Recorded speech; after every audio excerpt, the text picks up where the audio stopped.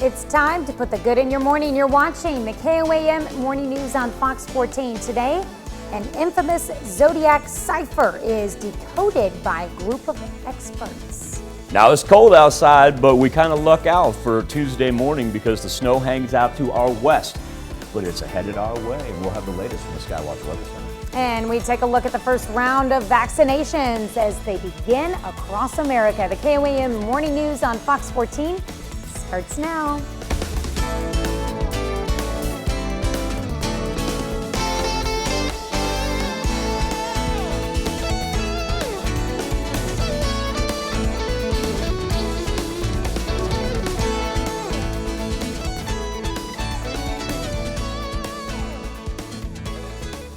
Thanks for joining us on the KOAM Morning News on Fox 14. I'm Tanya Bach. Several Kansas organizations expressed concern over the state's vaccination distribution plan.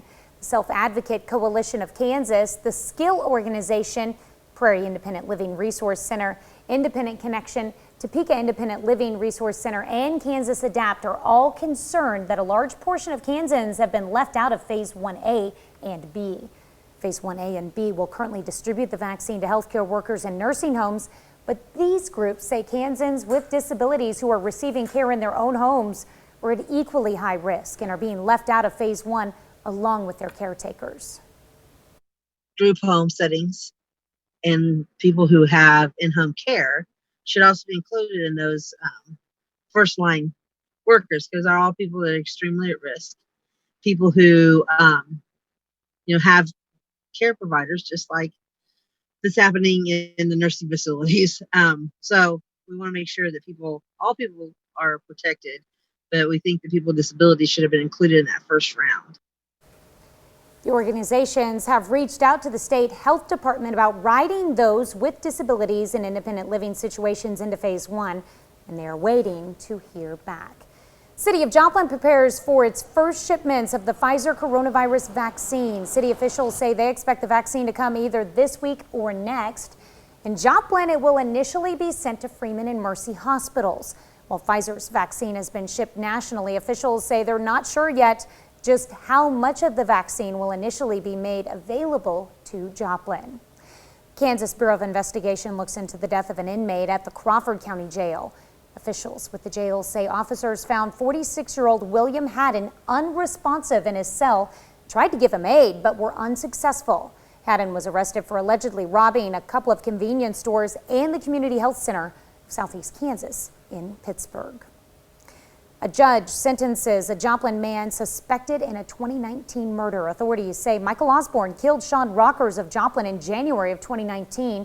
Rockers was stabbed and found in the street at 3rd and Connor. Osborne was later found and arrested in Washington State. As part of a plea deal, Osborne was only convicted on second-degree murder and sentenced to 20 years in prison. Republican Party officials picked to serve as Kansas members of the Electoral College on Monday cast the state's 6 electoral votes for President Donald Trump. The electors convened at the State House in the House chamber with Secretary of State Scott Schwab, the state's chief election official, presiding over their 15-minute meeting. They first cast votes for president and then for Vice President Mike Pence, and afterwards signed documents certifying their actions. Donald Trump carried Kansas with more than 56% of the vote in the November election, while Democrat Joe Biden received less than 42%. A similar scene played out across the state line in Missouri. Missouri's Electoral College members met in the state capitol to cast their votes for president and Vice President of the United States. Each of Missouri's 10 electors met and cast their votes unanimously for President Donald Trump and Vice President Mike Pence. Nationwide, Joe Biden carried enough states to win 306 electoral votes to Donald Trump's 232. There were no faithless electors. Our annual Toy Box campaign is almost wrapped up, and we're getting some help from the Carl Junction Junior High. Riley Carroll, an 8th grader, came up with the idea to host a school event called How CJ Saved Christmas. Kids were encouraged to dress up for a different theme each day and bring in toys to donate. Yeah, I'm really excited that we can bring joy to these other kids that we know that aren't going to get a Christmas, and this could be their first Christmas, especially if they're younger. How CJ's Saved Christmas will run through the 18th. As part of our Toy Box campaign each year, we ask you for donations of toys and money to buy toys to give to area kids in need. All of your donations can stay in the county you live in, and you can find a list of drop-off locations on our website, KOAMnewsnow.com, or you can donate by phone during our last Toy Box Tuesday telethon. That is today at our noon, 5 and 6 p.m. newscasts. A more than 50-year-old California serial killer mystery containing coded messages got cracked by a team of experts. That's right, a code-breaking team with members in the U.S., Australia, and Belgium said it's cracked the cipher known as Cipher 340, related to 5 Zodiac murders in the San Francisco area. The serial killings took place around the late 1960s.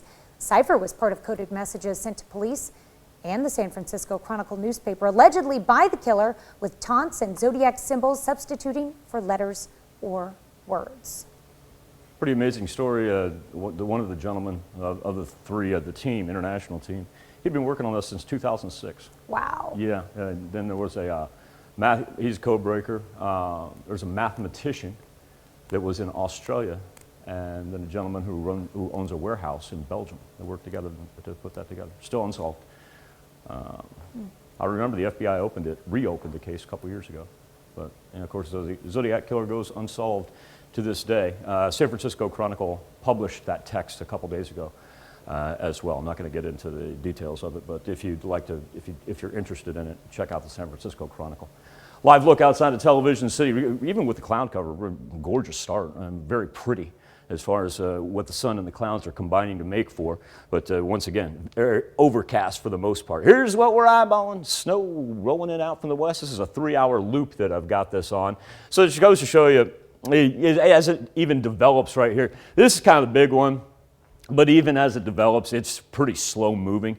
And everything, as far as accumulation-wise, we're going to see the majority of it southwest of our counties. Now, we're going to see snow, but don't get me wrong. We're certainly going to see some. 27 from the Freeman Health System sky camera, frost around campus right there because it's going to be another chilly one. 26 in Pittsburgh, 27 in Lamar and Carthage, and 28 in both Independence and Neodesha. Now, here's the low pressure system. There's the trough of the jet stream right there, and everything is going to have a west to east pattern to it. As far as the weather trend goes, like I said, mid-30s, about as good as we're going to get. And what that means is overnight back down below freezing, so the snow accumulation that we will see, it's actually going to stick around for a little bit. Future Track shows you how it really won't start until late afternoon, evening, and even so, it really wants to taper off when it hits our counties. But once again, we are going to see some snow tonight. Our road crews do such a good job, half an inch of accumulation, really not anticipating any Wednesday commute problems, and I don't think we'll see any cancellations involved with it as well, because it is going to stay as snow, not going to be that wintry mix of that ice that really gets in the way of the driving. Finally, we get a little warm up here by the end of the week, but like I said, overnight lows back down below freezing for the next 2 days. Tanya? Coming up next, a man and his dog are rescued after falling into icy water while ice fishing. We'll have that story. You're watching the KOAM Morning News on Fox 14. The FDA approves a genetically modified pig that promises a number of uses, including being safe to eat by people with certain allergies. It's the first time in history a genetically modified animal has been approved for both food and biomedical purposes. The new gall-safe pig, as it is called, can help people who have an alpha-gall allergy, which is sometimes triggered by tick bites. In the future, it's hoped the gall-safe pig could potentially produce organs for transplant and tissues like skin grafts for humans in need. U.S. Surgeon General Jerome Adams urges Americans to have confidence in the COVID-19 vaccine. Adams saying that while Monday was truly a historic day, he worries that many people of color may be reluctant to take the vaccine due to the history of mistreatment and exploitation of minorities by the medical community and government. But Adams reiterated that researchers of color took part in the development of the vaccines and urged everyone to trust the vaccine. Frontline doctors and nurses are lining up to receive doses of the first vaccine approved to stop the spread of the coronavirus. CBS's Mola Linghi has the story. At NYU's Langone Health Hospital, it was a shot of relief. I woke up today, I was thrilled. Nationwide, frontline workers lined up to get their first dose.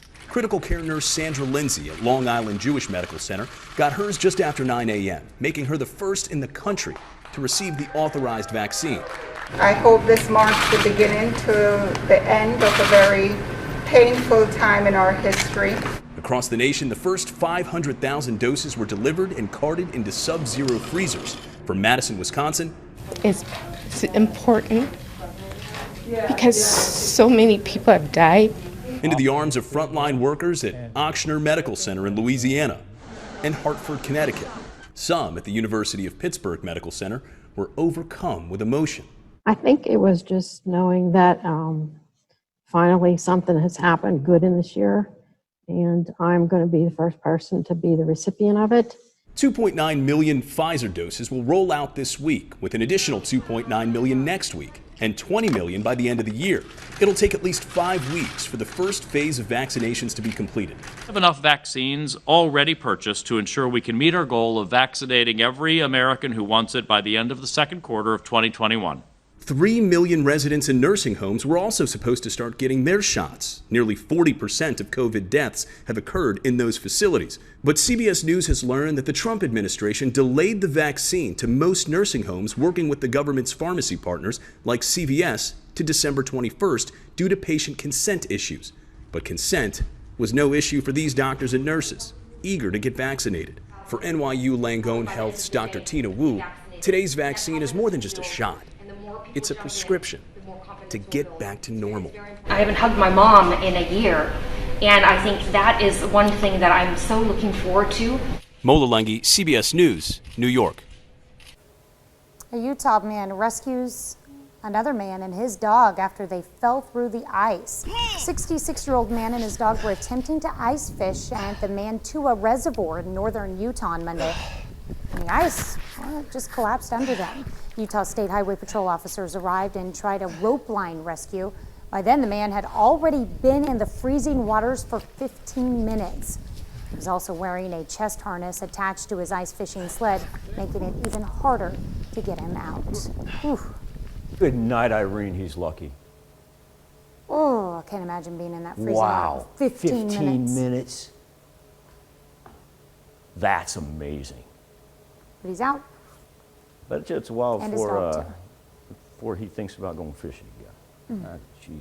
That's always, I've never been ice fishing, but for some reason, since I've never been, I don't know why I have this irrational fear, but that's like, I think that's why I've always been afraid to go ice fishing. You would be very immobile with your multiple layers That's what I was of long thinking underwear. too, yeah. Just the amount of time. Yeah. That your body freezes. You'd be like that kid from A Christmas Story, all bundled up, trying to move around.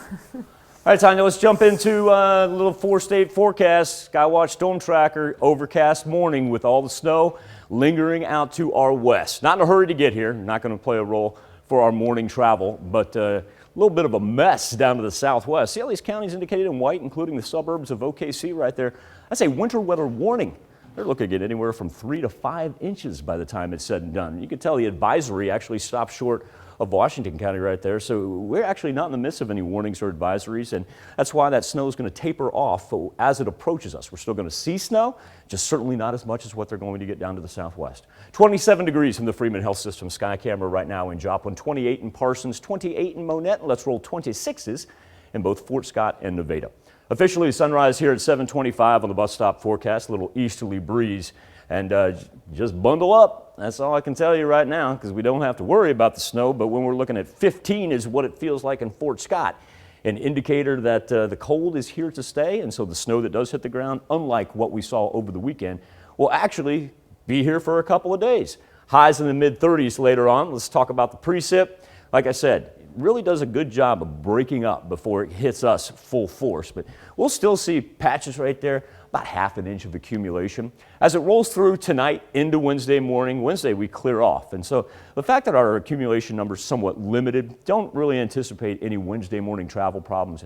And wouldn't be surprised if we don't have any cancellations. Don't really foresee that being a problem, like I said, compared to what they'll see down to the southwest. A little bit of a warm up there by the time we get to the end of the work week, but still overnight lows right below freezing. Be back with more KOAM Morning News on Fox 14 right after this. On the KOAM News Now Facebook page in our morning Insta poll this morning, it's all about the Electoral College. as President-elect Joe Biden addressed the country after the Electoral College recognized his victory Monday. Now, the college vote is not usually the subject of such fanfare, but did take on new importance this election as President Trump continues to make claims of voter fraud and has even countered that he won. Deborah Alfarone has the latest from D.C. Our democracy pushed, tested, threatened, proved to be resilient, true and strong. It's official. The Electoral College formally chose Joe Biden as the country's 46th president. The president-elect called for unity and thanked election workers in his primetime address. It is my sincere hope we never again see anyone subjected to the kind of threats and abuse we saw in this election. It's simply unconscionable. We owe these public servants a debt of gratitude. Our democracy survived because of them. In the end, Biden received a total of 306 electoral votes. President Trump, 232. The usually fanfare-free Electoral College vote took on new meaning as President Trump has fought to sow doubt and overturn the election through tweets, lawsuits, and the Supreme Court. The president continues to claim, without evidence, there was widespread voter fraud. I worry about the country having an illegitimate president. That's what I worry about. The court sent a clear signal to President Trump that there would be no part of an unprecedented assault on our democracy.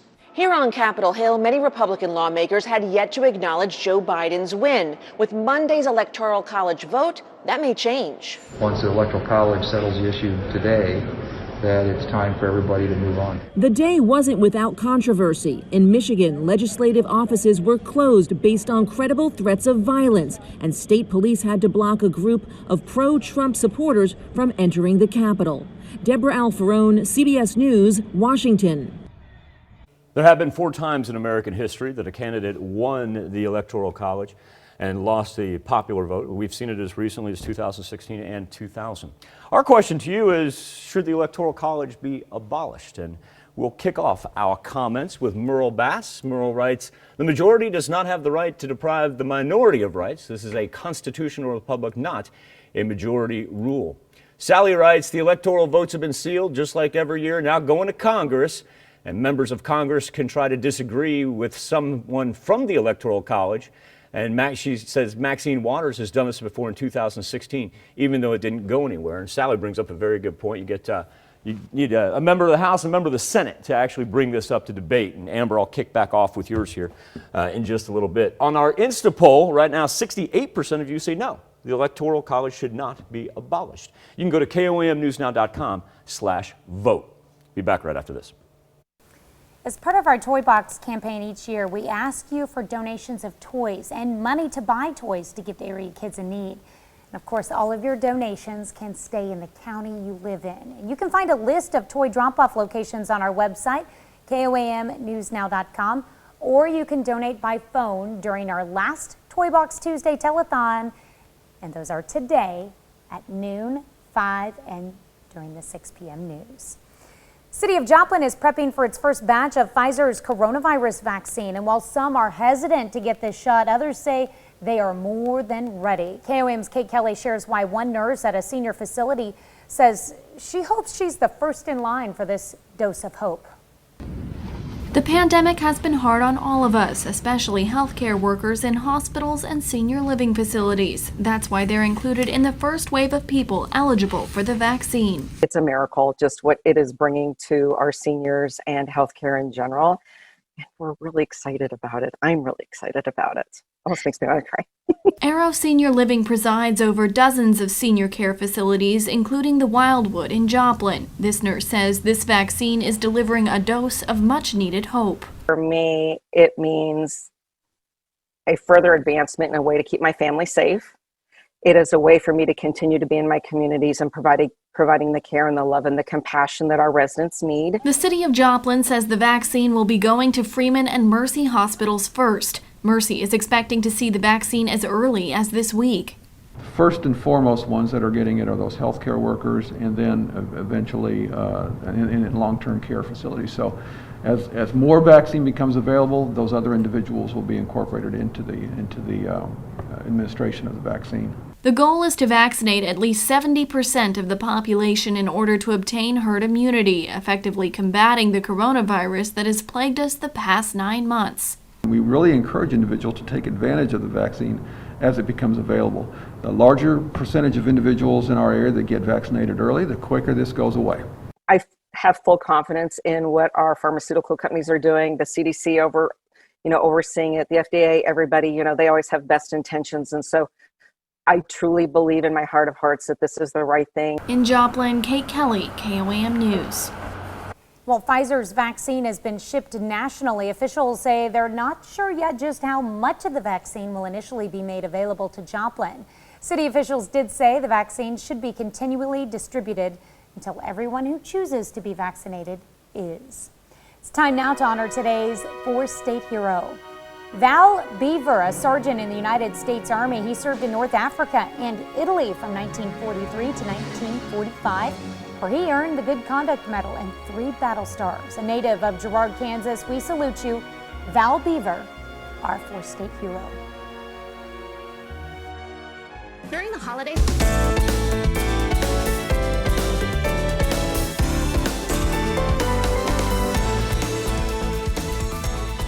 Welcome back to the KOAM Morning News on Fox 14. It's currently 7:30. Let's take a look at today's top stories. Several Kansas organizations expressed concern over the state's vaccination distribution plan. The Self-Advocate Coalition of Kansas, the Skill Organization, Prairie Independent Living Resource Center, Independent Connection, Topeka Independent Living Resource Center, and Kansas Adapt are all concerned that a large portion of Kansans have been left out of Phase 1A and B. Phase 1A and B will currently distribute the vaccine to healthcare workers and nursing homes, but these groups say Kansans with disabilities who are receiving care in their own homes are at equally high risk and are being left out of Phase 1 along with their caretakers. City of Joplin prepares for its first shipments of the Pfizer coronavirus vaccine. City officials say they expect the vaccine to come either this week or next. In Joplin, it will initially be sent to Freeman and Mercy hospitals. While Pfizer's vaccine has been shipped nationally, officials say they're not sure yet just how much of the vaccine will initially be made available to Joplin. And the Kansas Bureau of Investigation looks into the death of an inmate at the Crawford County Jail. Officials with the jail say officers found 46-year-old William Haddon unresponsive in his cell and tried to give him aid, but were unsuccessful. Haddon was arrested for allegedly robbing a couple of convenience stores and the Community Health Center of Southeast Kansas in Pittsburgh.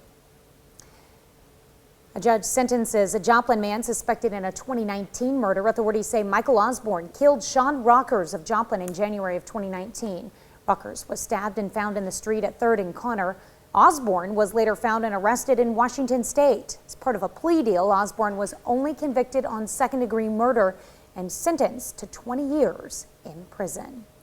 All eyes in the sky over Chile for an astronomical event. This one's for you, Michael. Thousands of people gathered to watch the total solar eclipse on Monday in the city of Pucón, including tourists. Now, rain didn't dampen the spirits of the crowds waiting to witness a moment of darkness when the moon passed directly in front of the sun in the middle of the day.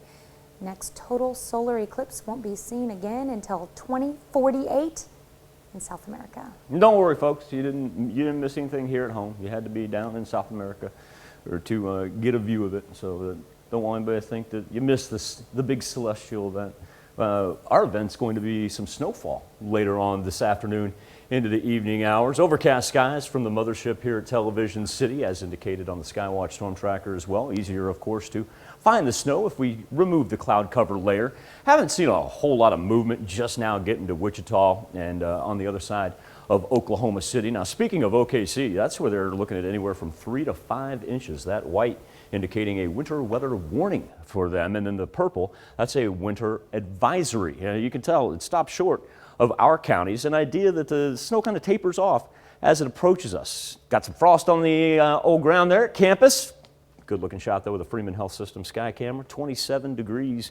It is a cold one out. 26 in Pittsburgh and 27 in Carthage. As far as our wind chill numbers, still got the teens up there in Iola and Yates Center and just barely above 20, or barely above the teens, sitting at 20 in Cassville and in Mount Vernon.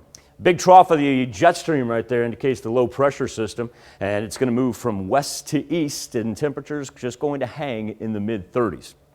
Now, as far as that accumulation goes, we'll see patches of about ½ an inch, but once again, it's really down here where it's just going to be an absolute mess as you push off to the southwest. So we'll see some snow, and then it turns into flurries here late tonight into early Wednesday, eventually passing through with accumulation numbers of about ½ an inch, really not anticipating too much travel concerns on Wednesday morning. So don't look for any cancellations for that matter. Now, we actually see 50s here as we head toward the weekend, and we're able to ride those into the middle of next week. Just stay safe out there and just anticipate it for tomorrow morning. Like I said, it's going to take a while before it actually arrives. We'll be back with more KOAM Morning News on Fox 14 right after this. KOAM News Now Facebook page and our morning Insta poll deals with the Electoral College, asking if you think it should be abolished compared to just using the popular vote. I guess would be the other option. Amber Hallisey says, from some of these comments, beginning to believe that, well, we need her mental health screenings along with a photo ID. I understand being upset when the candidate you voted for doesn't win, but seriously, y'all, this inability to accept that Trump lost is beginning to look dangerously delusional. Sarah Dreisbach says, absolutely not. Without it, then only 2 or 3 large states like New York, California, Florida, they'd pick the president every time and the rest of us wouldn't have any say. Forefathers knew what they were doing when they created this system. You can log on to our Facebook page, let us know what you think, and also our morning Insta poll. Just go to KOAMnewsnow.com/vote. And when you're on KOAMnewsnow.com, you can also take part in our Letters to Santa. We call it Notes to the North Pole. There he is. Anyway, you go to KOAMnewsnow.com, very front page on the right-hand side, you're going to see the man in red, and you just click on that, and then you can sit down with your kid and you can write your letter to Santa. And here's what we're going to do. We're going to express mail that to him, and he's going to join us December 17th through the 24th to read those letters. Really looking forward to that. So you've still got time to get it in. Now, the coronavirus pandemic shut down musical theater around the world, put millions of performers out of work. But in London's West End, the curtain's opening again. People are paying for a different kind of front row seat. CBS's Tina Krause has that story. Hey guys, I'm Elder Cunningham. We've got a surprise for you.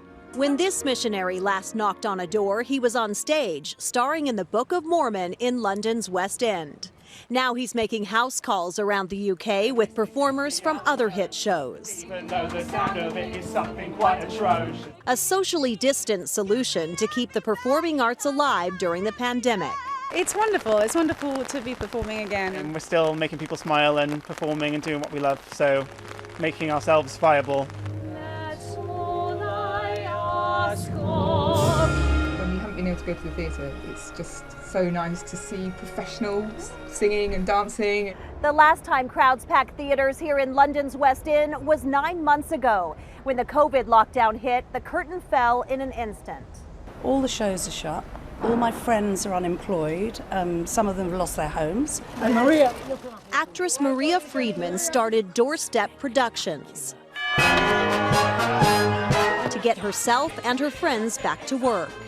You can pick and mix, and with our creative team, you can make the shows of your dreams. Each fully costumed performer costs about $300, or a whole neighborhood can pitch in to get a full cast. And you can have a bit of joy and music and entertainment at your front door. Allowing the show to go on in 2020. Tina Krause, CBS News, London. Performers say the Doorstep production is making them feel alive again, even if it's in the pouring rain. We'll be back right after this. A new report says many automakers are seeing the light when it comes to one important safety feature. Danye Bacchus has that story. Well-designed cars can save lives during a crash, but experts say it's best to avoid an accident in the first place, and good headlights are key. When you look at traffic fatalities in the United States, almost 50% of those fatalities occur when it's dark.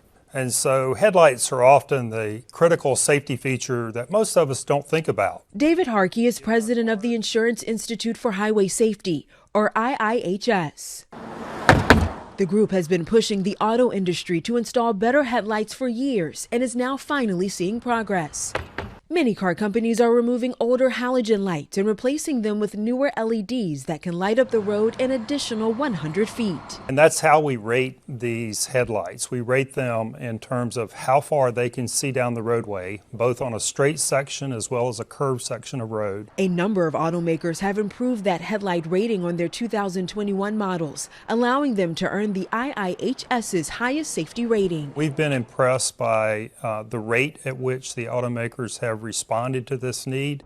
Harkey says many new vehicles also come with high beam assist, which can activate the high beams on an empty road and then automatically switch to low beams if another car is detected. Drivers do not utilize their high beams often enough, and so having this high beam assist feature can really help one see further down the roadway.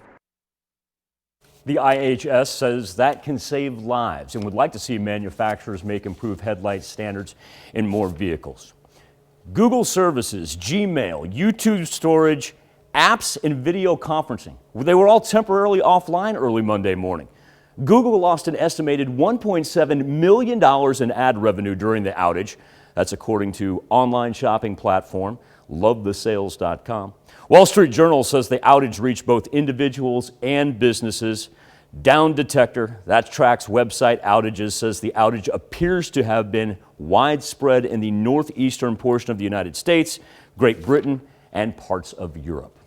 A new report by data company STR says the number of unsold hotel rooms has surpassed 960 million in 2020 and should reach the 1 billion mark by the end of the year. Now, for comparison and contrast, hotels only had about 650 million unsold room nights with an occupancy rent of 66%. That was last year.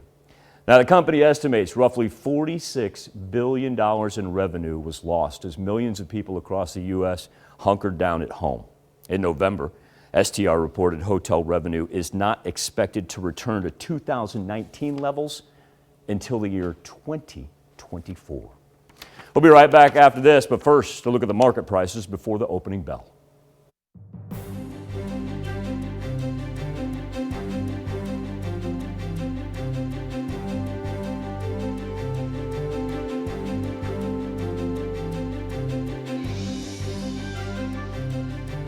Great chance to make a difference in the life of a four-state family, especially for the kids, and it's as easy as making a phone call. That's because during the KOAM News at Noon, our Toy Box Telethon operators are taking your calls and donations for the KOAM Toy Box. So if you can, please call in. If you can't wait, don't want to wait, you can go online right now to KOAMnewsnow.com and make that donation. You can also go to the KOAM News app, click on Toy Box at the very top of the page. A huge, huge thank you to those of you who have donated or to those of you who plan on donating, especially during today as our Toy Box Tuesday Telethon. Remember, right here on the KOAM, over on KOAM News at Noon. And we also run that at 5 and 6 as well. So multiple opportunities today. And once again, a big thank you.